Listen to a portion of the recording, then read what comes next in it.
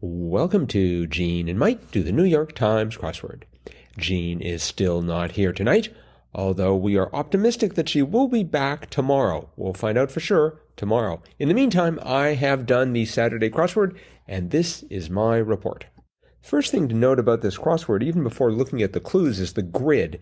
And the grid looks like a pinwheel. There is a central circle of black squares with only a few squares leading out of that central circle, meaning it's going to be pretty tough.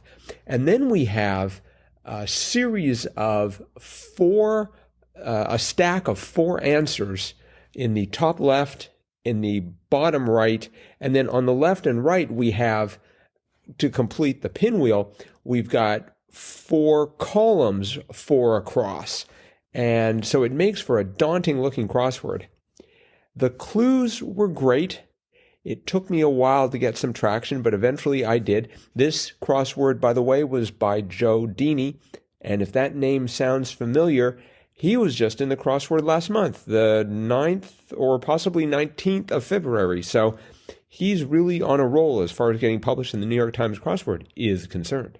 Just to give you an idea of how difficult this crossword was, let's take a look at the clues in the top left corner. So one across was something extra redundantly. I had no idea. It turned out to be added bonus. The one underneath that, 15 across, entry form, question mark.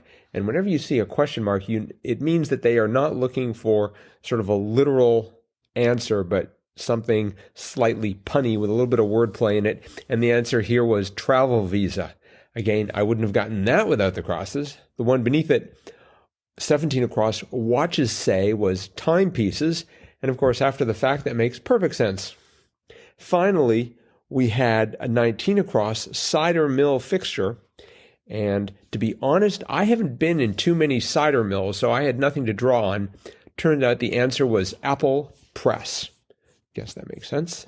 So the crosses that got me to the point where I could solve the acrosses, some of those crosses were pretty challenging in their own right. For example, 7 down, more than team, and team is spelled T-E-E-M. The answer was over a bound. I can't believe I got that.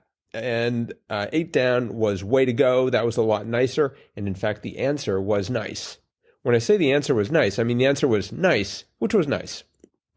Moving into the northeast corner of the grid, that is to say the top right, again, we had these 4 columns, and these were stacked next to each other, so that made for a bit of a challenge.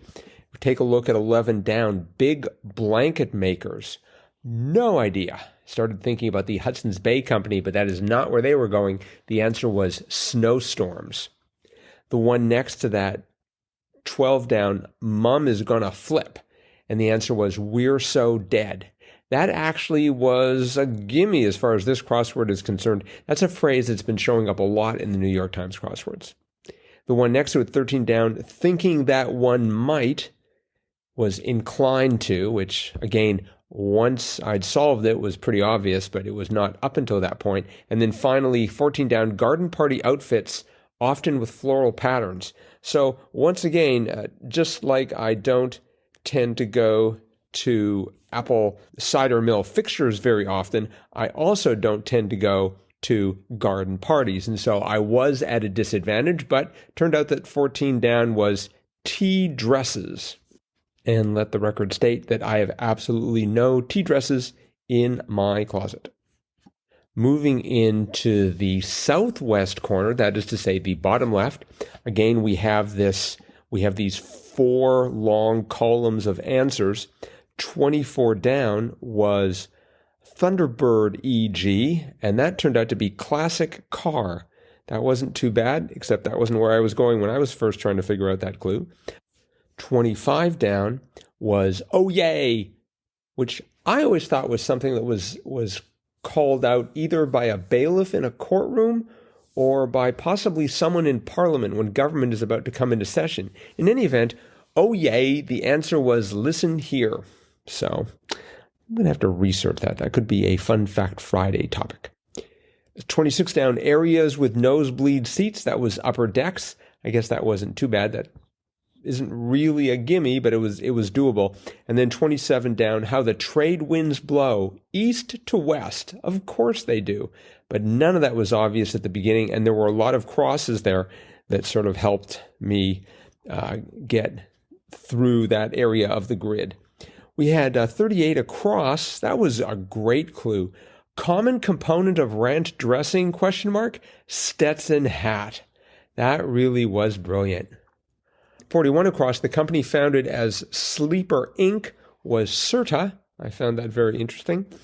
And the other crosses in that area, and in fact, throughout the crossword, were good enough, were gentle enough that it made it possible to actually solve the grid in its entirety.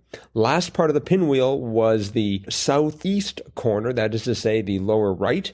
And there we had things like 49 across, not looking so good, in bad shape, of course. 57 across, certain Southerner colloquially, was good old boy. And boy, I struggled here, and I think this is where I ended up in the crossword. 59 across, publication that once branded itself as the best of the alternative press, Utney Reader. Every time I discover Utney Reader, it is like I discovered it for the first time. I really need to take that into long-term memory somehow. Anyway, and finally we had 61 across, did a whole lot of nothing, past time.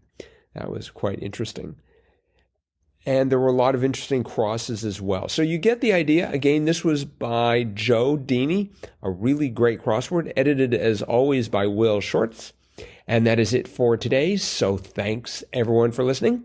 Hopefully Gene will be back tomorrow to talk about Sunday's crossword. See you then.